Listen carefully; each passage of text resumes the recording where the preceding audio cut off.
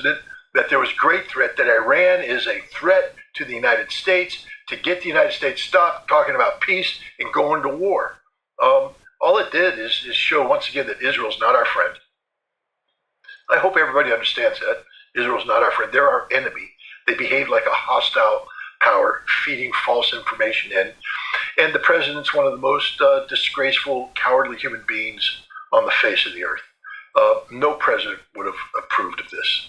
No president would have approved of it. You know, the president can tell the Secret Service, no. Just say, no. That's not happening. Where was the chief of staff to bitch slap whoever came up with this idea and say, do you understand you're talking about the president of the United States, the office of the presidency, the commander-in-chief of the American military? He doesn't escape in a catering cart. He walks out with his head held high because he's the world leader. Donald Trump showed himself to be a disgraceful coward of the most despicable kind. And this is the condemnation, not just him, but it shows you the character of the people advising him. These are sneaky liars. These aren't honorable people. We'd like to believe that the people that do public service are doing it because they love their country and they want to serve their country.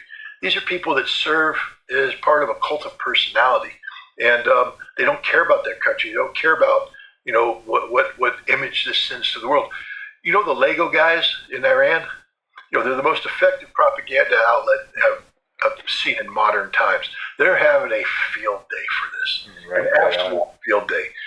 And their movies resonate greatly amongst the American population because they found a way to identify with the American people through, Legos, sort of America. It doesn't get much more American than that, the Lego movie. But also music and the language. And so this president, once again, has just opened himself for humiliation. This is there was no threat to the president of the United States whatsoever, and he's just proven himself to be the most despicable coward imaginable. I'm ashamed of him. Yeah. Well, here's some of that footage of some of the videos that have been circulating from explosive media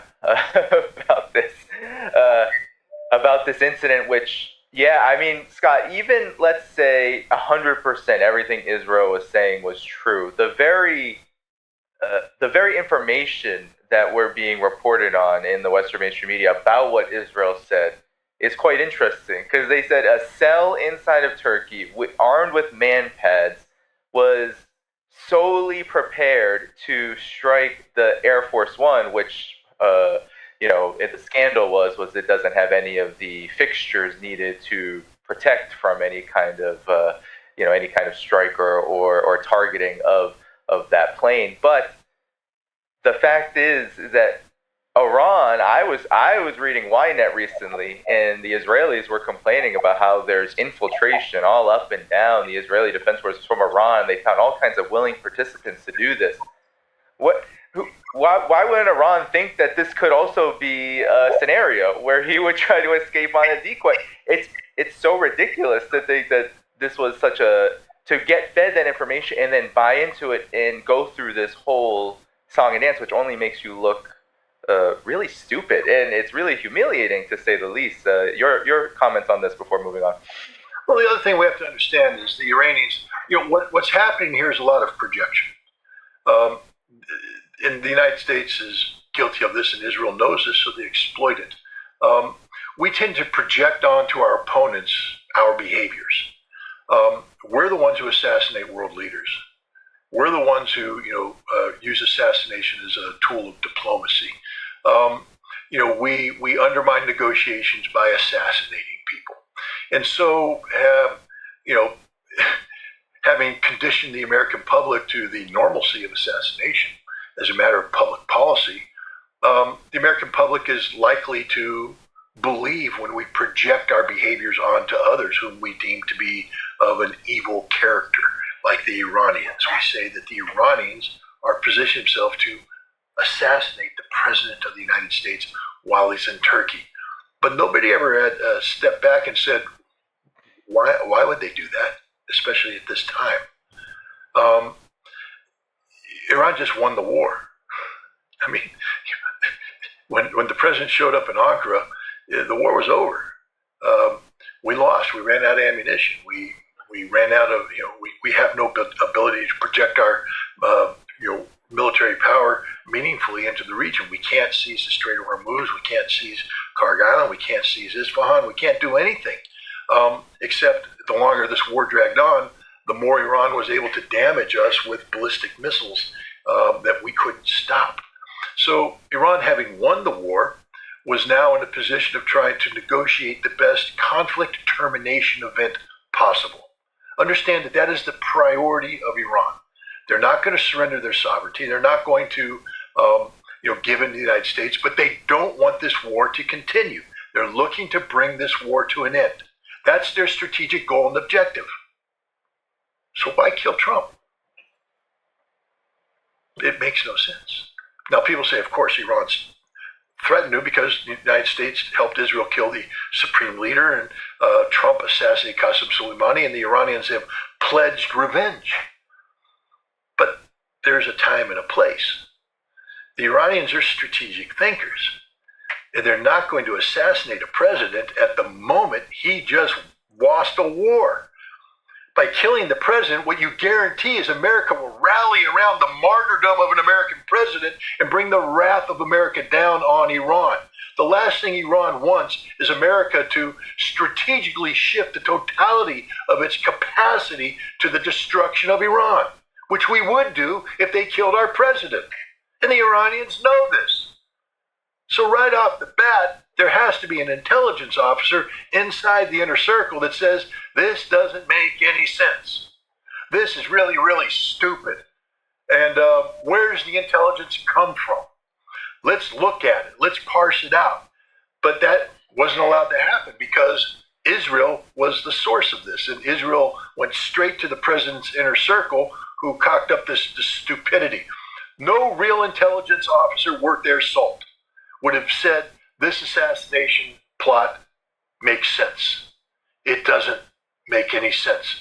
And therefore, you have to dig deeper into the source of the intelligence. And now that it's coming from Israel, you have to demand, this is a threat against the life of the president. You demand access to the primary intelligence information. I want the SIGINT hit.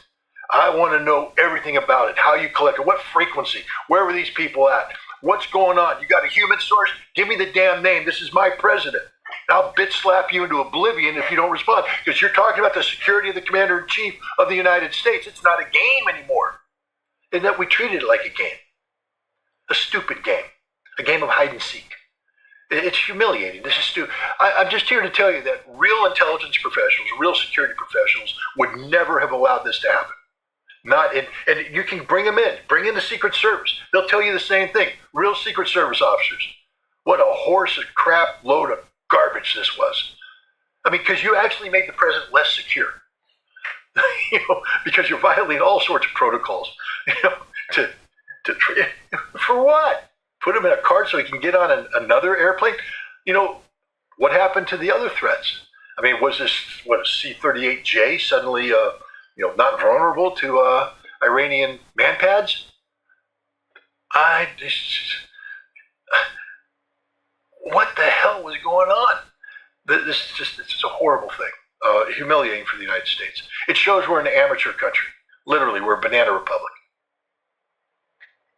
Well, in the other news, Scott, that I know is dear to your heart, which is the condition of those who have been forced to spend 9+ months out toward the Indian Ocean, just outside of the Persian Gulf, because of this ongoing permanent blockade, which Pete Hegseth said is going to go on as long as it takes. Now the USS Lincoln, the crisis aboard, where those 5,000 Marines and sailors are going through such a crisis that several have tried to take their own lives. Now it's being replaced by the USS George Washington, almost seemingly to repeat this process all over again. So what have been your thoughts on this crisis? Iran went so far as to say there was a big skirmish, a big brawl on the ship that led to deaths, unverified for now. But your thoughts on what's been going on in the USS Lincoln and the U.S. Navy in general? Well, first of all, we don't know if any of these stories are true, so we have to be careful about this. It's in Iran's interest to to put emphasis on things that make the United States and the United States Navy look bad. There's a lot of information warfare going on right now, and what it would be in Iran's benefit to get the United States public enraged over the extended deployment of the Abraham Lincoln and the horrific state of affairs on board for the crew. If I were the Iranians, I'd want to promote this kind of story. So we have to take a step back and be careful on the sourcing of this data. But what we do know is this: we are not in a state of war. No war has been declared. Fact is, according to President Trump, we're not even in a military operation anymore. That ended. So here we have to look at what the U.S. military has become in recent decades. We're not the expeditionary fighting force that we used to be. When I joined the Marine Corps, the junior Marines weren't allowed to be married. I think you had to wait till you were like a sergeant. If you wanted to get married before sergeant, you had to get permission. You had to go and talk, because Marines belong in the barracks, and Marines trained hard, and there was no time for a wife. There was no time for families. Marines lived in open bay squad bays and Quonset huts, not the glorified little hotels that they live in today, called their barracks, squad bays. This was hardcore. The Fleet Marine Force was no joke. But when you deployed hard. You were going on a 6-month pop, and you knew it. And you also knew that the contingencies could arise that extended that, and you were ready for it. You actually prayed for it. You prayed for war every day, every morning. Marines woke up and prayed for war, because that's what they were training for. Today, everybody's married. Not against the institution of marriage, but understand that that's not conducive to a professional fighting force, because now people have priorities that aren't learning to close with and kill the enemy. Priorities like, I got to get my kids to school on time. I need more money, so I have a second job. I got to go work at Home Depot doing the night shift once I finish doing my Marine thing during the day. I'm sorry, when you join the U.S. military, you're a soldier, sailor, airman, Marine, Coast Guardsman, or Guardian, 24 hours a day, 7 days a week. You don't get a second job. But today they do. They all do. And commanders tolerate this because, of course, you have to take care of your people. And when we deploy now, there's a timeline. We talk about it. We say, okay, what are you going to do about your schooling? When I was a kid, my dad was career Air Force. We moved when we moved. I left in the middle of a school year every single time I went to school. I'd start a school year, and next year the government says, you're out of there. Bam, gone. They don't care. They don't care about my friends. They don't care that I'm in a school play or I'm playing football or anything. You're gone. Unplug, go plug in. And you just did it. And every 2 years. And we didn't move in the summer. We moved in the middle of the frickin' school year. Every single time. That's just the way it was. But today, everything has to be balanced. Families relocate. They get, things are done. Vacations are planned on when you're coming home. All this kind of stuff. All these plans are made that are centered around family life and around the emotional well-being of the service member and his or her family. And then when war comes, everybody's shocked when people are like, wait a minute, this is very disruptive of my life. Well, no kidding. Of course it is. But this is a leadership failure because you didn't prepare your sailors for this eventuality. That you didn't prepare them for their families. And when this happened, you didn't have the leadership programs in place to brief your sailors effectively. And they're saying that there's shortages of food. What kind of leader lets these shortages happen? Again, we're not talking about a nuclear war where there's no milk and everything's gone and you got to, take your own urine and, boil it up to get water and all that. No. This is the United States of America. All right? If you're the commander of an aircraft carrier and you're out of milk, you get on the phone and you say, give me some goddamn milk now. I don't care what it costs you. Put it on a frickin' airplane and fly it out here. I want milk for breakfast tomorrow because the morale of my sailors depends upon it. These are the guys. Remember, aircraft carriers, they're cities. And the work they do, you don't want people screwing up. This is why you take care of your sailors on board. You keep them, you got to get that mindset focused on the mission. So, you feed them well. We always fed our troops well, always on a ship. The sailors ain't good. And you don't run out of food. There's no excuse for this. There's zero excuse for this. And the Navy knows this. The Navy knows how to. We've been supplying food to ships for forever. So this is just an abysmal leadership failure. And this happens when you have a Secretary of Defense that has lost control of the department that he's responsible for overseeing. He spends more time running with idiots, bench pressing, and doing things like this instead of sitting down and making sure that the basics are done first. Every military leader knows, it's bullets, bandage, and beans. Beans. You feed your freaking troops on time, on target. There's no excuse for this. This isn't war. The Japanese didn't sink your resupply ship. And if they did, you still have a backup plan out there, where the destroyers bring on the provisions and come up and then you cross-load them. Whatever you have to do. But this can't happen. You can't have discipline like this falling apart on a ship. This means that the Navy's lost control of the Navy. Because, again, the military isn't meant to be, a convenient lifestyle, 9-to-5 job. You join the military because you're prepared to go to war, and war is hell on earth. You don't get to sit there and bitch and moan. War's about dying for your country, which is a hell of a lot worse than not getting cold milk for breakfast. So you've got to be hard. You got to be willing to drink water and eat bread if that's what's needed. You got to be willing to gap a meal. Marines were on Guadalcanal when the Navy sailed away because the Japanese were putting too much pressure, and the Marines were abandoned on Guadalcanal. Did they sit down and bitch and moan and cry and surrender and wail? No, they dug in and they fought until the Navy decided to come back and get them supplies. This military is just soft as hell. Soft as hell. I don't have any sympathy for the sailors on the Abraham Lincoln. None whatsoever. Yes, they have a leadership failure, but you know what? Be a professional. Be a professional. You signed up for this. This is what when that raised that hand, this is what you said you wanted to do. And now it got real. And what, you're complaining because you've been to sea? World War II, those guys were out there all the time. They didn't get to go home. But the fault, again, is the system. The system softened these sailors up. And this is just a horrific lack of discipline across the board. This ship should be brought back to port, and everybody should be subjected to review.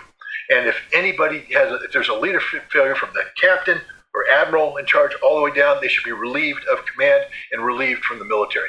This isn't how we win wars. This is how we lose wars. This has to be a lesson. I know that's probably not the answer people want to hear. They want to hear me talk about the sympathy for the poor sailors. No way. None. You signed up. You took the oath. It's a volunteer military. You knew what you were getting into. So I have no sympathy for them whatsoever. It's another disgraceful act. I don't believe they should be there. I don't agree with what they're doing. I don't agree with the mission. But that's no excuse. You're in the damn Navy. Do your damn job and quit bitching and moaning about it. And Scott, what if the job too, you said you don't agree with the mission and all of this, then wouldn't also an option be similar to what I've heard others say as well, and I believe you've said this as well, don't follow illegal orders, don't follow orders that are counterintuitive to the interests of the United States, which you said you're defending? No. There's no such thing as don't follow an order that's counterintuitive to the interests of the United States. The sailor doesn't get to make that decision. Okay? And when you say don't follow illegal orders, you have to be very careful here. Because an illegal order is, don't torture a prisoner of war. That's a patently illegal order. Don't murder children. Don't, do this. But launch this plane. You don't get to sit there and go, well, sir, what's the target of that airplane? None of your business, sailor. Launch the damn aircraft. Load that bomb on that plane. Well, sir, I have to know where that bomb's going right. No, you don't, ordnanceman. Do the damn job. See, we have to be really careful about here because every order given by the military is presumed to be legal at face value unless it's facially illegal. We don't get to have constitutional discussions at the tactical level. And just because you don't agree with the war, I don't think we should be bombing Iran. Tough shit. You joined the Navy. Put the bomb on the airplane, launch the aircraft on time, or you're going to be court-martialed for failure to obey a lawful order. War sucks. Straight up sucks. And you're not going to get the perfect war every time you go out there. Bad stuff's going to happen. But to sit here and say, this is illegal, you don't get to make that decision as a sailor. Unless it's so patent. If I say to you, execute that prisoner, you get to say, no, sir, that's an unlawful order. If I say, waterboard that prisoner, no, sir, that's an unlawful order. If I say, shoot into those civilians, no, sir, that's an unlawful order. You get to do all that. Get up at 5 o'clock in the morning. Sir, that violates my constitutional right. No, it doesn't. Get up at 5 o'clock, have breakfast by 5:30, be on the flight deck by 6 o'clock, ready to rock and roll, and obey every order I give you. And you know what? I can give you all sorts of orders you're not going to like. You're staying up for 48 straight hours. Sir, there's no constitutional right to sleep. You're in the military in a time of conflict. People need to understand that the military is hard duty. It's not meant to be easy. And get this constitutional crap out of there unless it's flagrant. You don't get to question the orders of your superiors. I'm sorry. That's not how the system works. You don't get to become, you're a homemade constitutional scholar and say, I think this war with Iran is violation of the Constitution. Really? You want to have that conversation right now, Corporal? You want to have that conversation? Tell me how it's a violation of the Constitution. Let's get into it. Really, all the people in there saying it's unlawful. The Congress of the United States gave the President of the United States war powers authority. The President of the United States can go to war for 180 days without the approval of Congress. So nothing he did was unconstitutional. Do you guys understand that? Do you understand that Congress abrogated its constitutional responsibilities for war a long time ago with the War Powers Act? So don't sit here and pretend that you all are constitutional scholars. The president can order the military to bomb anybody at any time without congressional authority. And it's a lawful frickin' order unless he's murdering civilians and things of that nature. So we have to be really careful about invoking the Constitution here. And the last people in the world to get to raise their hand and say, I'm not doing this because that's unconstitutional, are the soldiers, sailors, airmen, and Marines. You only get to say that if it's a straight up flagrant violation of the law of war. Executing prisoners, torturing prisoners, killing civilians. But doing your job? No, I'm sorry. You don't get to say it. I'm not going to do my job because it's unconstitutional. I know people do that, but this is reality. This is the hard truth. Right. I mean, it is certainly the reality, as you said, Scott. That's how the system actually works. And I guess I'm curious then, because what does this say then about, you said, you don't agree with the mission, why they're there in the first place. What does it say about that? Because it seems like you said that there's this contradiction between, not being at war, but yet being permanently deployed and the conditions are getting worse and worse, and yet there is no war footing, but there is a blockade, and Iran sees the blockade as a war, and that's why they're there, right? They're there to enforce the blockade. So I guess my question is then, what does this say about overall the U.S. military posture? Because now Iran is saying they're going on the offensive, they're going to wait this out until 2029. They don't have any problems with the U.S. continuing to pretend like it's at war or not at war, any of this. But it seems like it's having a really big effect on the morale of the U.S. Military forces, Navy, etc. So your thoughts on this? Well, now we get a different Scott Ritter, okay? Because now you asked me a different question altogether. Why do you serve? What motivates you to serve? I can straight up tell you that I volunteered to serve. I enlisted in the summer of 1979 because I truly believed that the Soviet Union was an evil force. I lived in West Germany. The Soviets were over there in East Germany, and I truly believed they were wanting to come over and end democracy as we knew it. And I was serving to defend my country, to defend my way of life, to defend democracy, and I truly believed it. I mean, now that I'm a little bit older and studied history a little bit more, I realize it was all crock of shit. But at the time, I truly believed it, and I was I joined ready to die for my cause. I believed in it 100%. And later, as I transitioned to the Marine Corps, I continued to have this belief system that we were on the side of good. Now, you begin to see things and realize that not everything's perfect, but you believe overall I'm in service of good, of justice, of righteousness. Um, and you let it balance it out. Today, what good are we doing? What are we serving today? If you wanted to join, I've always struggled with this because I've had people come up and say, Scott, my son, my daughter wants to join the Marine Corps. Would you advise that? And I would say, they got to have a long, hard conversation with themselves, understanding that you give an oath to the Constitution, that you serve the nation, not the president, but you have to obey the president's orders. You can't join the military because you're happy with the president you have, because in 4 years, while you're still in, you might get a president that you don't support. And you have to be willing to obey those orders from that president, because that president is the commander in chief. So you have to be honest with why you're joining, what service you're providing, what you believe in. Is this a cause worthy of your life? And if it's about economics, I'm doing this for the money, you're making the wrong damn choice. Because believe me, your paycheck doesn't matter a hoot when you're getting off a helicopter and rounds are zinging through, your buddy's brains just blew out on your chest, and you're sitting there watching another guy bleed out, and you're saying, that combat pays pretty good. No, no. Now you're into a whole different environment. Why are you there? What are you doing? I just had I wrote an article about a statement made by a German journalist, Michael Martens, when he talked about killing Russians. And, in the article, my response, I brought up David Grossman's book on killing, which talks about, because let's just be straight up, guys. War is about killing. It's not about anything else. War is about man killing man. That's why it's the worst thing in the world. That's why you should never want war. It's humankind acting in its basest moment. It's the ugly. It just makes mankind ugly as hell. And what Grossman said is, and this is sort of the good news, the vast majority of soldiers in World War II didn't fire their weapon.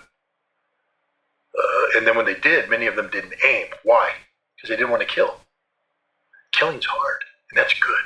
You should make killing hard. But today we made killing easy. We've changed up our training. We've done, but the end result of making killing easy is that understand that when we make people kill, they're broken for life, and then they come back and it's done. This is all the reality of going to war. So I keep telling them that you understand that if you join the Marine Corps and you go to war and you kill, you're never going to be the same. And the parents need to understand that. Little Johnny will never be the same. That doesn't mean little Johnny's broken forever, but little Johnny will never be the same. Little Johnny is going to have some bad shit happen in his brain, and it's going to affect him for life. He may become an alcoholic. He may become a wife beater. He may become a drug addict. He may become a criminal. It's going to break him. Little Johnny went up marching off. He's not coming home. But even then, sometimes you have to say, okay, that's